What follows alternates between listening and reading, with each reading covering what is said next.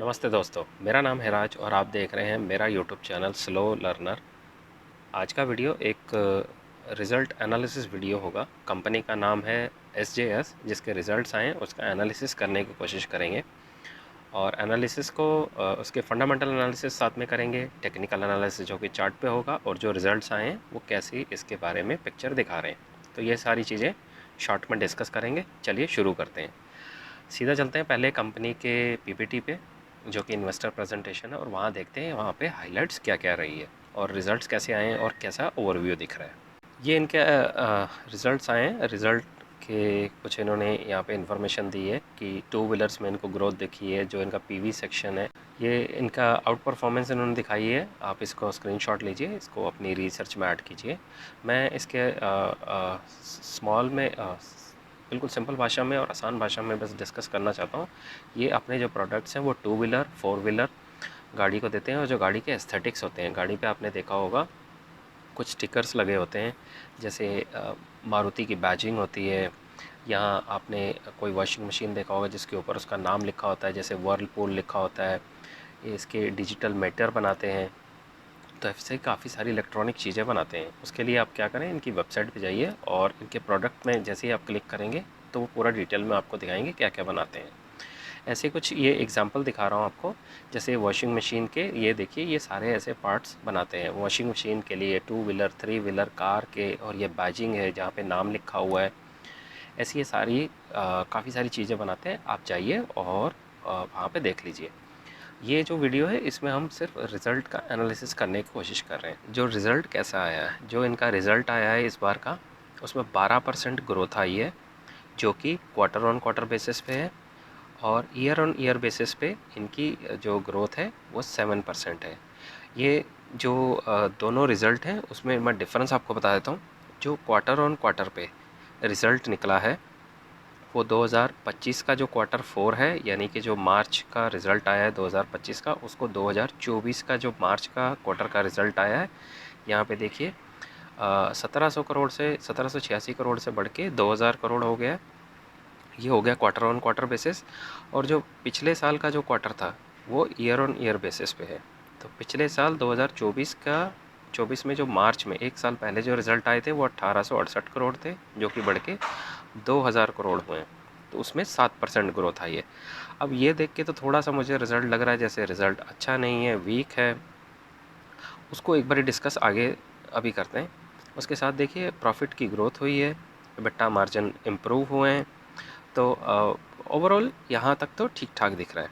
अब जैसे ही आप इसके रिज़ल्ट्स को ईयर ऑन ईयर बेसिस पे देखेंगे, यानी कि 2024 के कंपैरिजन में 2025 के रिज़ल्ट देखेंगे, तो आपको ग्रोथ 21% दिख जाएगी, जो कि इन्होंने यहाँ पे स्क्रीनर पे भी इनके मेंशन हो रही है। अराउंड 27% ग्रोथ है जो कि स्क्रीनर पे दिखा रही है, लेकिन ऑन एन एवरेज जो ये इंडस्ट्री है उसके हिसाब से इनकी एवरेज 20 से 25% के बीच में ही रहेगी। अगर कोई कॉन कॉल में मैनेजमेंट आती है और अपडेट करती है तो वो हमें अलग से देखना पड़ेगा। अब इनका कॉन कॉल जो है, मैं इसको एक्सेस नहीं कर पा रहा हूँ, पता नहीं क्या इशू है। ये देखिए यहाँ पे जैसे मैं NSE पे जाके क्लिक करता हूँ, मैं NSE की वेबसाइट को और BSE की वेबसाइट को एक्सेस ही नहीं कर पा रहा हूँ। पता नहीं क्या इशू हुआ चल रहा है। शायद मेरे को लैपटॉप में इशू है या कोई और इंटरनल इशू है, मुझे नहीं पता। तो मैं PPT डाउनलोड करके कर पाया हूँ और PPT से ही आपको पढ़ के बता पा रहा हूँ।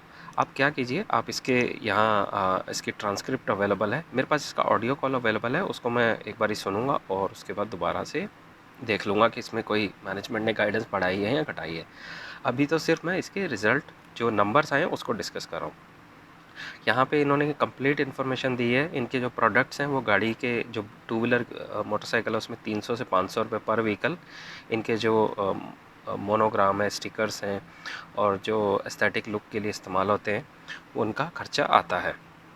अब जो वॉशिंग मशीन है, आप देखिए यहाँ पे इन्होंने एक एग्जांपल दिया है, वॉशिंग मशीन, टीवी, उसके ऊपर 50 से 150 रुपये का लगता है। यूजुअली ये जो प्रोडक्ट्स हैं जो ये बनाते हैं, सर्विसेज देते हैं, इनकी 3 to 4x ग्रोथ आगे जाके हो सकती है पर प्रोडक्ट, जो कि अच्छे साइन है। ये कंपनी स्लो मूविंग होएगी, इसकी high pace of sales growth नहीं है जो मुझे लगता है। ये एक डिसेंट, प्रडिक्टेबल, स्टेबल रिजल्ट देने वाली कंपनी मुझे लगती है। आपका क्या व्यू है इसके बारे में नीचे कमेंट बॉक्स में आप लिख के मुझे ज़रूर बताएं। लुक में इन्होंने एक ये चीज़ बताई कि जो करंट ऑर्डर बुक है वो आपको थोड़ा ध्यान से पढ़ना चाहिए। Current order book to be executed in 2026 is over 85% of 26 forecast revenue. जो ऑर्डर बुक है उनके पास वो 2026 का जो रेवेन्यू है उसका 80% लगभग होने वाला है।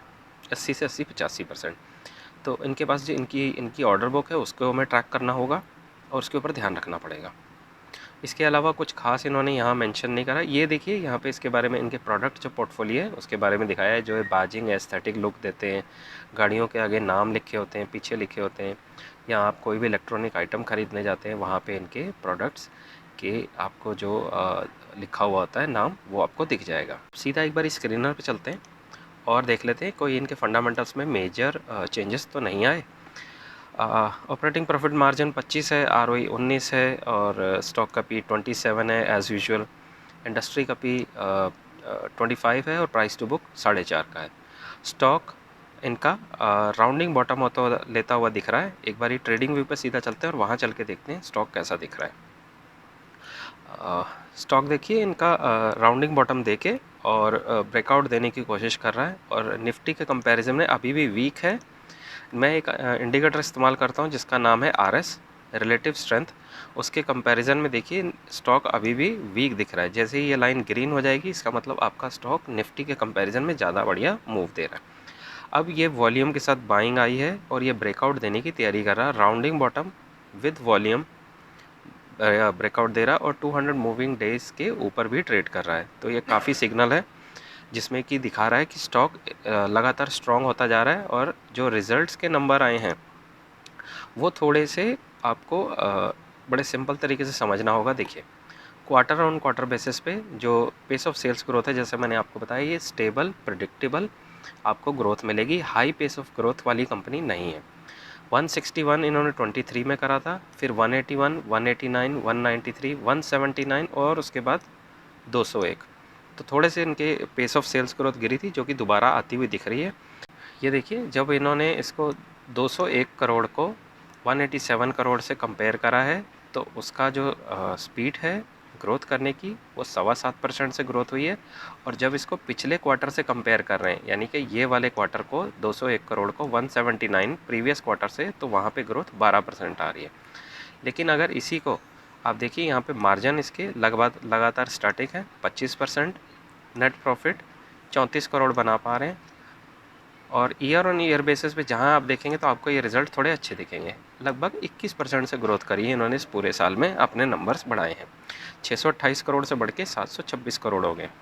अच्छी बात क्या है, ऑपरेटिंग प्रॉफिट मार्जिन 24 से 26% के बीच में मेंटेन कर रहे हैं और नेट प्रॉफिट 119 करोड़ बना है जिसमें अदर इनकम 8 करोड़ है। इंटरेस्ट 6 का है यानी कि इंटरेस्ट बहुत ही कम जा रहा है।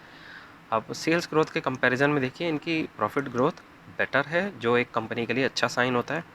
उसके बाद आप रिज़र्व्स देखिए इनके बहुत अच्छे हैं। 646 करोड़ के रिज़र्व्स हैं 37 करोड़ के कंपैरिजन में, जो कि इनकी बोरोविंग है। बोरोविंग बहुत छोटी है जो कंपनी के स्ट्रॉन्गनेस बैलेंस शीट को दिखा रही है कि काफ़ी अच्छा दिख रहा है। रेशियोस देखिए इक्वल है इनके, जितने दिन में ये माल बेचते हैं उतने ही दिन में पैसा रिसीव करके अपने जो इनसे रॉ मटेरियल लेते हैं, प्रोडक्ट्स लेते हैं, उनको दे देते हैं। तो इसमें कोई खास इनको एडवांटेज नहीं है। अब शेयर होल्डिंग देखिए इनकी काफ़ी इंटरेस्टिंग दिख रही है। एक टाइम में 50% होती थी जो कि कम होकर 21% हुई है। अब ज़्यादातर कहा जाता है प्रमोटर होल्डिंग 50% से ऊपर हो तो अच्छा है, नीचे हो तो बेकार है। वो डिपेंड करता है कि प्रमोटर की होल्डिंग किसके पास जा रही है, क्योंकि ये कोई प्रोफेशनली मैनेज्ड कंपनी नहीं है। देखिए लेकिन फिर भी इसमें एफ की होल्डिंग 5% से बढ़कर 16 हुई है और डी की 18 से बढ़कर 28 हुई है। तो कह सकते हैं कि कंपनी का लगभग 34 से 35% एफ और डी के पास है जो कि स्ट्रॉन्ग हैंड गिने जाते हैं। प्रमोटर के पास 21 है और आम पब्लिक के पास 32% है। तो ये काफ़ी हद तक मैनेज करता है कि ये टॉप के 3 लोगों के पास अगर प्रमोटर होल्डिंग है या कंपनी की होल्डिंग है वो ज़्यादा अच्छा साइन माना जाता है एज़ कंपैरिजन पब्लिक होल्डिंग के। तो मुझे यहाँ पे ओवरऑल अभी तक ठीक लग रहा है और रिज़ल्ट्स मुझे ठीक लग रहे हैं इसके, जो कि जिस तरह की ये कंपनी है रिज़ल्ट एज़ यूजुअल वैसे ही आए हैं। रिज़ल्ट ठीक लग रहे हैं मुझे। प्लीज़ आप इस वीडियो को लाइक शेयर सब्सक्राइब कर दीजिए, क्योंकि आपके ऐसा करने से मुझे बहुत मोटिवेशन मिलता है और उस मोटिवेशन की हेल्प से मैं आपके लिए ऐसे और भी इंटरेस्टिंग और नॉलेजेबल वीडियो लगातार बनाकर लाता रहूँगा, क्योंकि आपके ऐसा करने से मुझे बहुत मोटिवेशन मिलता है और इस चैनल को आपके सपोर्ट की बहुत ज़रूरत है। फ्रेंड्स, तो ये था मेरा आज का वीडियो। आई होप इस एनालिसिस से आपको इसके जो नंबर्स आए हैं उसको समझने में काफ़ी मदद मिली होगी। मिलते हैं अगली वीडियो में, तब तक के लिए सीखते रहिए, खुश रहिए, इन्वेस्ट करते रहिए। Thank you.